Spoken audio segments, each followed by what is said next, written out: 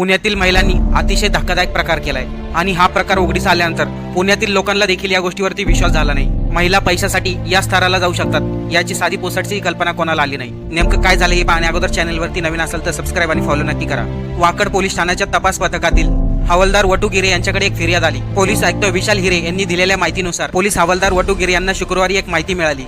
काही 5 ते 7 महिला नवजात बालकाची विक्री करण्यासाठी वाकड येथील जगताप डेअरी परिसरामध्ये येणार आहेत। मग त्या माहितीनुसार वाकड पोलीस पथकाने सापळा रचून ठेवला। शुक्रवारी दुपारी 12:15च्या दरम्यान 2 रिक्षामधून 5 ते 7 महिला खाली उतरल्या आणि त्यांच्या हातात एक बाळही होतं। त्यांच्याबाबत संशय आल्याने पोलिसांनी तात्काळ त्यांना ताब्यात घेतले आणि सर्व प्रकार उघडीस आला। त्या महिला गरीब कुटुंबातील बालक विकत घ्यायचे आणि गरजू दाम्पत्याला तेच बालक 15 ते 20 लाख रुपयाला विकायचे। विशेष म्हणजे यामध्ये सर्वच महिलाच होत्या। यांच्या टोळीमध्ये आतापर्यंत एकाही पुरुषाचा समावेश दिसलेला नाही आणि हा प्रकार आता उघडीस आल्यानंतर पैशासाठी महिला देखील असे काही करू शकतात या घटनेने चांगलीच खळबळ उडाली।